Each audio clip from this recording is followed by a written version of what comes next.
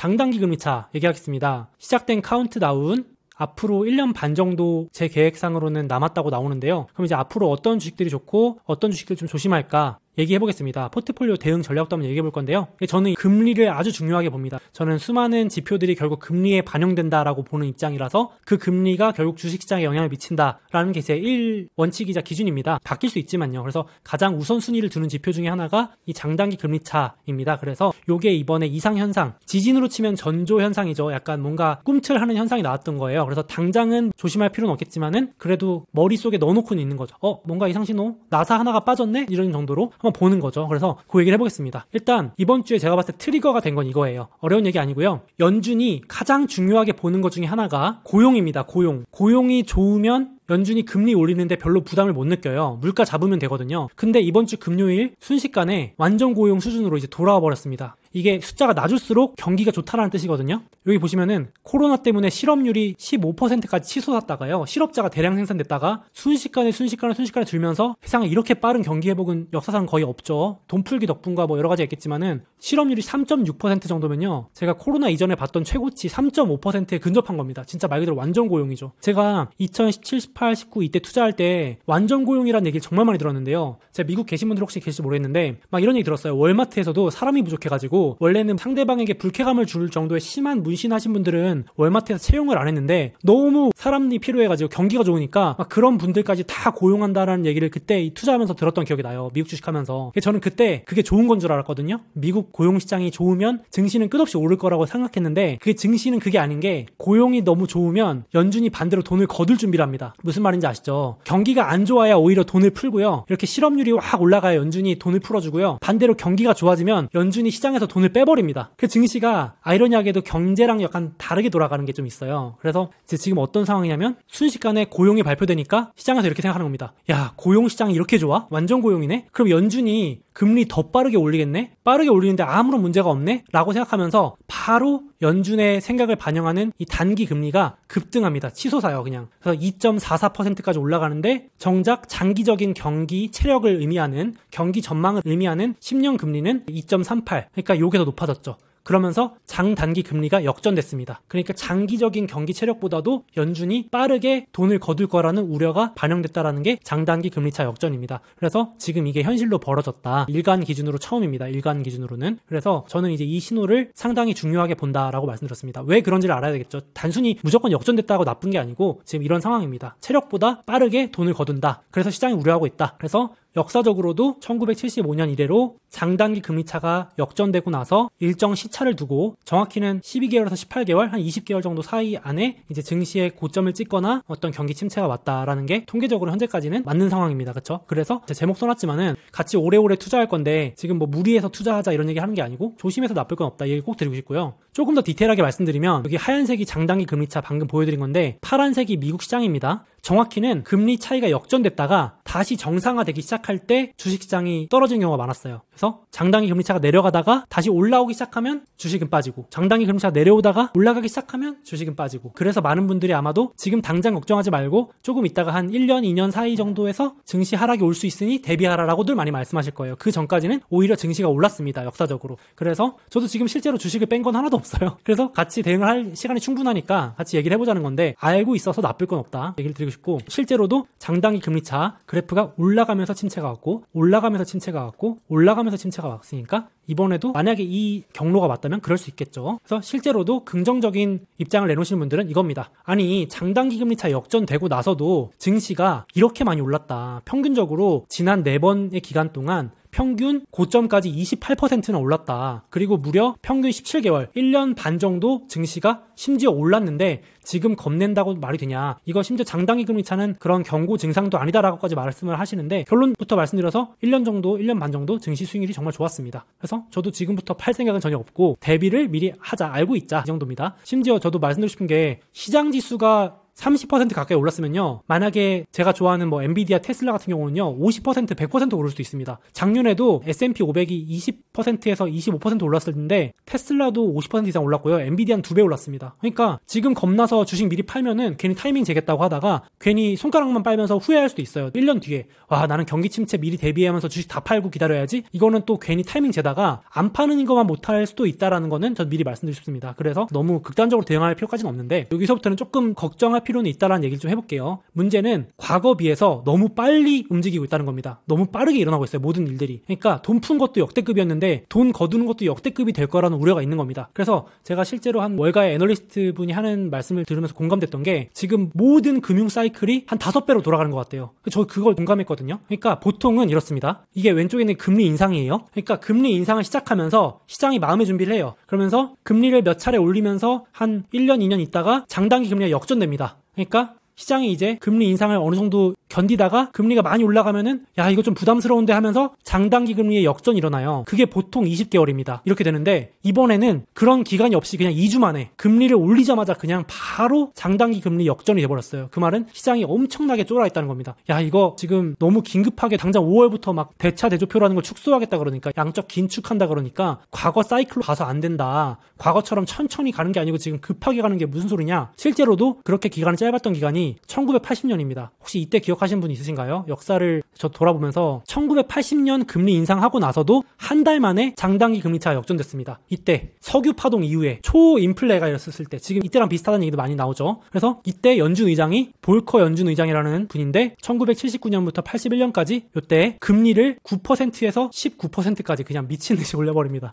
지금 보면서도 후덜덜하지 않나요? 와 진짜 무섭죠. 이러니까 주식시장이 나만 나겠습니까? 저 같아도 20% 이자 주는 적금이면은 그냥 적금하지 주식 안 할 것 같다는 생각도 들 정도인데 때려잡은 거죠. 물가 때려잡은 거죠. 그러니까 침체가 막 오면서 난리가 났었는데 이러는 거 아니냐라는 악몽이 월간에 지배하고 있는 거죠. 지금 이거 지금 사이클이 너무 빠른데 옛날처럼 여유 부릴 때가 아닌 거 아니야? 이러고 있는 것도 있습니다. 오죽하면은 이때 볼커 연준 의장이 이렇게 금리 올리니까요. 얼마나 주식하던 사람들이 극단적인 생각을 많이 했겠어요. 폭락하니까. 그래서 볼커 전 의장은 금리를 20%까지 인상했고 신변 위협을 받자 권총을 차고 다닌 일화로 유명하대요. 와 예를 들어서 여러분 파월 의장이 5월부터 금리 인상 막 해가지고 증시 폭락하면은 그 미국에서 경호원 고용해야 될 거 있잖아요. 진짜 지금 젊은 분들이 막 전재산 다 털어가지고 미국 주식 하고 있는데 그래서 월가의 대부분의 강세론자분들 이렇다는 거죠. 현재 연준은 그 정도의 힘이 없다. 옛날 같지 않다. 지금 그렇게 못한다 라는 게 여태까지 먹혔던 논리였어요. 현재 연준은 쭈구리 약간 연준이에요. 참 이렇게 비유하긴 그런데 그래서 금리를 0에서 0.5 올리는 것도 엄청 후덜덜하면서 야 시장이 너무 놀라지 않을까? 소통을 하면서 천천히 올려야 되라면서 달래면서 그동안 어린애 다루듯이 살살살 달래면서 금리를 이렇게 했는데 1980년대 여기 보시면은 강아지 힘이 완전 늠름하죠. 볼커 연준입니다. 그래서 그때는 무려 40년 전만 해도 연준 의장이 그냥 때려잡았다는 거죠. 금리 11도 낮아 20까지 그냥 올려버리겠어 그랬는데 지금 증시가 더 오른다. 앞으로도 연준이 금리 급하게 못 올린다라고 하시는 분들은 이제 이쪽 상승 강세론자분들이고 야 지금 그때랑 같냐. 지금 인플레 이거 잡으려면은 이쪽으로 가야 된다. 긴급 금리 인상 긴축이다. 이거 완전 볼커의 귀환이다. 이렇게 보는 거죠. 그래서 이건 사실 진짜 모르는 일이잖아요. 심지어 연준 의장이 지난번 3월 달에 볼커처럼 할 용의도 있다라고 인정했죠. 답했습니다. 그래서 저도 그때 살짝 움찔했거든요. 그래서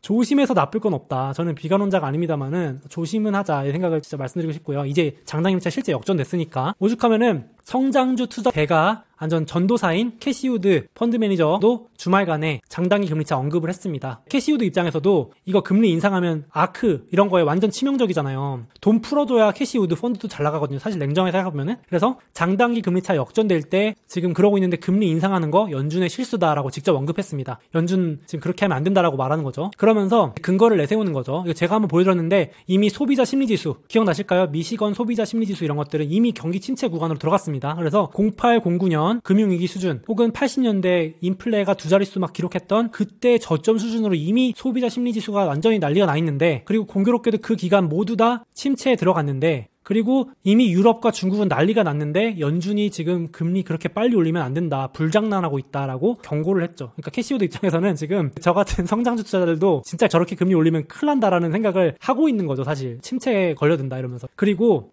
많은 분들이 오해를 하시는 게요. 금리만 보는 게 아니고 다른 많은 지표들이 합쳐져서 금리에 반영되는 겁니다. 그러니까 지진의 전조현상으로 막 갑자기 동물들이 도망간다 그러면은 결과잖아요. 그러니까 동물들이 도망가면서 지진의 전조현상이 나오듯이 지금 많은 신호들이 나오고 있어요. 이미. 그래서 제가 한번 보여드릴게요. 오늘은 공부 겸 같이 공유해드리면 미국에 이 4년마다 도는 제조업 사이클이 있습니다. 그래서 이거를 이제 PMI 제조업 지수라고 그러는데 공교롭게 딱 40개월 정도마다 돌아요. 4년마다. 보시면 2008년부터 이렇게 4년 사이클인데 2년 정도 확장하다가 2년 정도 하락하는 둔화되는 경기 사이클입니다. 이게 가장 작은 경기 사이클이에요. 그래서 꼭 내려간다고 안 좋은 게 아니라 이 경기가 좀 둔화되면은 조금 제조업들 주가가 좀 주춤했다가 또 다시 경기가 확 살아나면은 자동차나 제조업 주식들 막 이런 주식들 올라가는 이런 사이클인데 꼭 내려간다고 침체가 오는 건 아닙니다. 그래서 지금 이미 이 제조업 사이클은 경기 후반부로 접어들었다는 신호가 나오고 있어요. 20개월 동안 확장했고 이제 20개월 동안 내려가는 구간에 접어들었습니다. 그래서 경기 사이클 후반부인 거는 우리가 인정을 해야 된다. 그렇게 되고 근데 후반부에 접어들었다고 꼭 침체가 오는 건 아닙니다. 침체가 왔던 적은 있지만 그래서 꼭 1년 반 뒤에 증시가 폭락한다. 이렇게 단정짓기는 어렵다는 겁니다. 근데 어쨌든 지금 이 제조업 지수 있잖아요. 방금 보여드린 제조업 지수가 왜 중요하냐면은 4년마다 오르락내리락 하는데 이렇게 내려갈 때 기업 실적도 같이 내려갑니다. 그러니까 기업 실적하고 연동이 돼요. 이렇게. 그래서 이 지표를 보는 겁니다. 사람들이. 그러니까 이런 것들이 반영된 게 장단기 금리 차입니다. 제가 장단기 금리 차만 얘기한다고 혹시 오해하실 분도 있어서 이런 많은 경제 관련 지표들이 모여서 신호가 나오는 게 장단기 금리 차다. 그래서 이미 이렇게 내려가고 있습니다. 조금씩 제조업 전망 점점 내려가고 있다. 이렇게 투자가 줄어들고 있다. 이런 식으로 보시면 될 것 같아요. 그래서 딱 이 사이클로 봐도 내년 하반기입니다.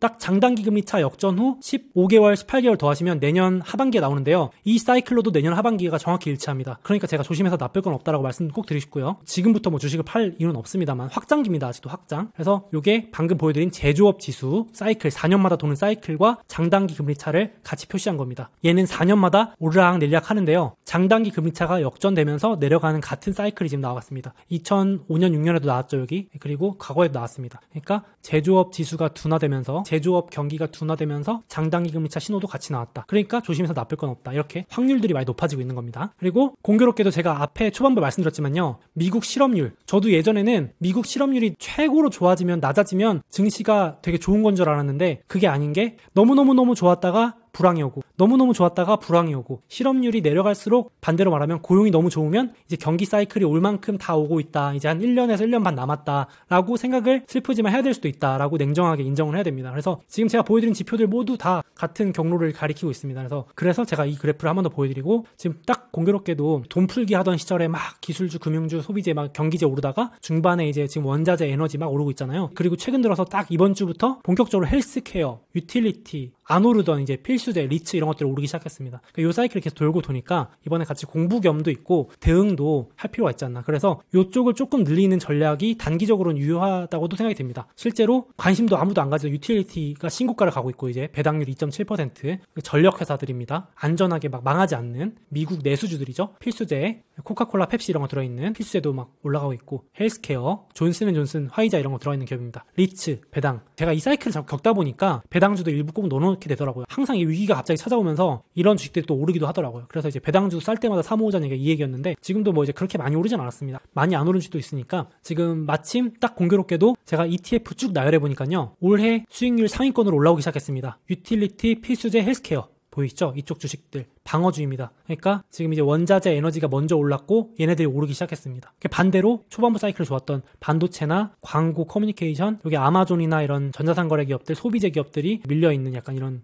상황입니다. 또 돌고 돌아요. 그래서 지금 길게 보실 분들은 요걸 쌀 때 사모으시면 다음 사이클에 또 엄청 오르겠죠? 그러니까 이렇게 돌고 돈다. 적절히 배분을 하는데 지금 단기적으로 이쪽에도 넣어놓을 필요도 있을 수 있다. 이렇게 참고하시면 좋겠습니다. 그래서 지금 사이클상 무리해서 레버리지 써서 몰빵해서 할 정도의 사이클은 조금 아니지 않나라고 조심스럽게 좀 말씀드리고 싶어요. 저는 좀 그렇게 대비를 하고 있거든요. 막 이렇게 막판에 욕심내다가 고점에 물리면 아프더라고요. 그래서 저는 정말 증시 우상향론자인데 또 적절히 조심은 할 때는 해야 되더라고요. 그래서 현금 비중 또 일부 유지하는 정도만 해도 대응이 되니까 막 몰빵 투자만 안 해도 충분하지 않나 지금 같은 사이클에 이렇게 생각을 합니다. 물론 막판 갈수록 경사가 가파라져서 오릅니다. 막 이렇게 아시죠? 이런 경고들이 다 무의미할 정도로. 그래서 예전에도 어땠냐면은 과거에도 똑같았어요. 지금도 보니까 이번엔 다르다라는 얘기가 또 나오더라고요. 저도 자꾸 반성하는 게 저도 오를 때도 저도 모르게 이번엔 다르다고 생각할 때가 있거든요. 뭔가 끝없이 오를 것 같잖아요. 사람이 그렇지 않나요? 그리고 또 떨어질 땐 또 끝없이 떨어질 것 같지 않나요? 우리가 돌아보면은 이 지표도 이번엔 다르다라는 얘기들이 계속 나오더라고요. 제가 보여드릴게요. 1999년에도 장단기 금리차가 역전되면서 많은 경고들이 있었는데 이때도 이 이후에 계속 올랐거든요. 한 1년 정도 계속 오르니까요. 오죽하면 이 기사가 이제 나오는 거예요. 2000년 3월 15일날 장단기 금리차 역전은 걱정할 필요가 없다. 페드 연준이 불마켓 안 끝낸다. 그러고 나서 9일 뒤에 닷컴 버블 피크가 오고 폭락이 시작됐습니다. 무섭지 않나요? 제가 이걸 까먹지 않으려고 이게 다 캡처를 해놓습니다. 그래서 이게 뭐 예언을 하자는 게 아니고 과거를 자꾸 공부해보자는 거죠. 그리고 그로부터 7년 뒤 또다시 2005년 6년에 장단기 금리차가 역전됩니다. 근데 역시 이번엔 다르다라는 기사가 2007년에 나오죠. 왜냐면 증시가 계속 오르니까. 장단기 금리가 역전되고 1년 넘게 증시가 오르니까 이때 경고했던 사람들은 다 바보 취급받는 겁니다. 어휴 이 비관론자야 너는 주식 팔았지? 이러면서 막 이제 하다가 왜냐면 주식이 오르니까 이때도 돈 워리 한 다음에 이때 막 경제가 강하다. 이번엔 다르다. 장단기 금리차는 더 이상 역할이 없다 했는데 그로부터도 한 8, 9달 뒤에 금융위기가 이제 왔죠. 그로부터 또 10년 뒤에 저는 이때를 기억해요. 2019년에 주식 투자 열심히 하고 있었으니까 이때도 똑같았습니다. 장단기 금리차 역전되니까 경기 침체와 무관하다. 지금도 똑같은 소리를 많이 하시더라고요. 연준이 금리 올릴 때 나오는 당연한 현상이다. 아무 상관없다. 다 생각은 당연히 다른 거니까. 근데 어쨌든 과거에도 이런 얘기는 똑같이 나왔다. 금리 인상할 때 당연히 나오는 현상인데 뭐 호들갑 떨지 마라. 이런 얘기들도 많이 하시더라고요. 이제 그랬는데 뭐 그로부터 얼마 안 지나서 우연의 일치인지 모르겠습니다만은 코로나 이제 고점이 나왔죠. 또 그리고 이번에도 4월 1일자로 장단기 금리차가 역전됐는데 얼마 전에 블룸버그에서 저는 이 말이 가장 무섭다고 생각하거든요. 주식 투자하면서 가장 비싼 말이 이번엔 다르다라는 명언이 있잖아요. 대문짝만 하나 써놨더라고요. 그래서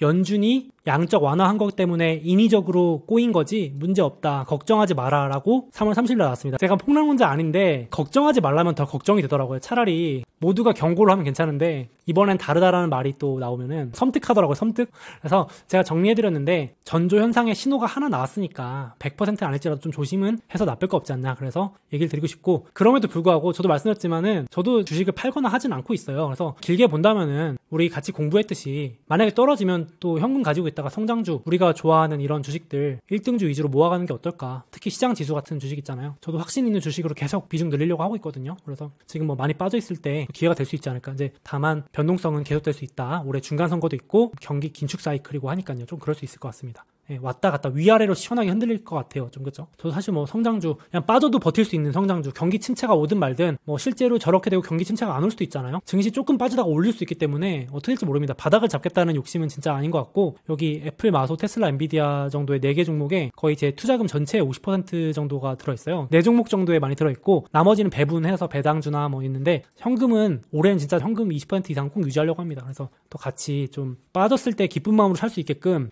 그렇게 같이 대응을 했으면 좋겠습니다. 조심해서 나쁠 거 없는 신호를 같이 공유 들었고 제가 맨날 오른다 소리만 할 수는 없으니까 솔직하게 말씀드렸고요. 같이 조심할 건 조심하자. 대응 잘해서 오래오래 같이 수익을 내는 투자를 했으면 좋겠습니다. 잠깐 제 책과 해외 주식 그리고 국내 주식까지도 받을 수 있는 이벤트를 진행하고 있으니 주목해주세요. 이베스트 투자증권 온라인 계좌 개설하시고 이벤트 신청만 하시면 국내 인기 주식 한 주를 추첨해서 증정해드리고 해외 주식 100만원 이상 거래하시면 아마존, 테슬라 등 해외 주식 한 주를 100% 증정한다고 합니다. 이렇게만 받아도 꽤 쏠쏠하겠는데요. 게다가 해외 주식 거래 수수료를 0.07%로 우대받으실 수 있고 당연히 실시간 시세도 무료라고 합니다. 이외에도 기프티콘을 주는 해피아워 이벤트와 입고 이벤트도 진행 중인데요. 관심 있으신 분들은 영상 더보기 댓글 참고해주세요. 그리고 계좌 개설하실 때 이벤트 코드에 소몽 입력해주시고 100만원 이상 거래해주신 모든 분들께는 제 책을 증정해드립니다. 아직 미국 주식 시작하지 않으셨거나 추가 계좌 개설하실 분들은 이런 혜택 누리시면서 투자하시면 더욱 좋을 것 같습니다.